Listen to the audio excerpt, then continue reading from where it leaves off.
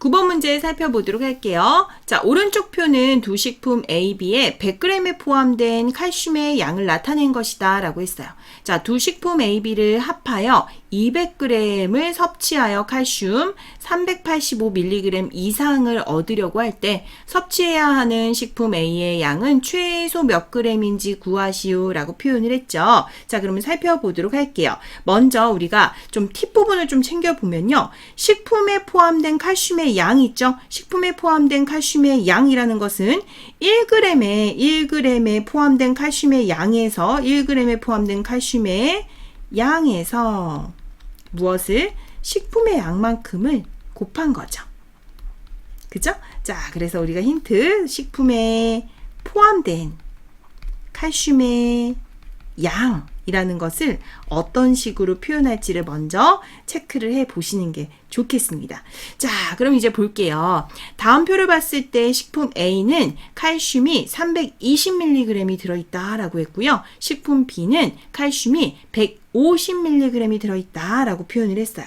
그래서 주어진 이 표에서는 식품 A, B의 1g에 포함된 칼슘의 양을 우리가 체크를 먼저 해 주셔야지만 주어진 식에서 나타낼 수 있는 부분을 정확하게 체크를 할 수 있겠죠. 그럼 이제 볼게요.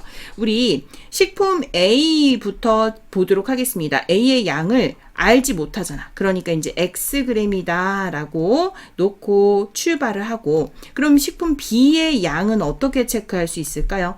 200에서 X만큼을 뺀 양이 되겠죠. 그래서 200-Xg이다 라고 해서 먼저 이렇게 지정을 하고 문제를 풀도록 하겠습니다.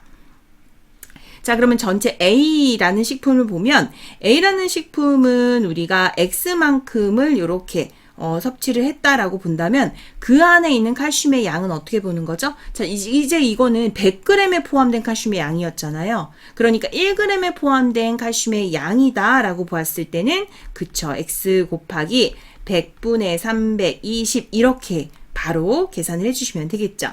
그 다음 또 마찬가지로 B에도 이만큼이 칼슘을 섭취했으니까 자, B에는 어떻게 볼 수 있을까요? 200-X만큼의 양을 섭취했는데 이 중에 이제 1g에 해당하는 칼슘의 양을 체크해 주셔야 되니까 100분의 150 이렇게 보시면 되겠죠.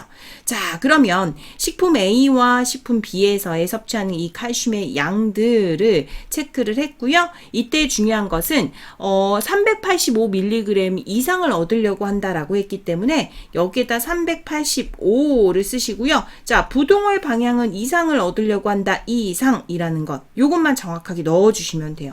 자, 그럼 이제 계산해 보도록 할까요? 여기 분모를 봤더니 100이 있죠. 그러면 양변에다가 나는 몇을 곱하면 돼요? 100을 곱하면 됩니다. 그러면 320x가 되시고요. 자, 여기에는 100을 곱했더니 이거 없어지죠. 그러면 이렇게 곱해가지고 나타내 주시는 거예요. 공이 4개 들어가겠네요.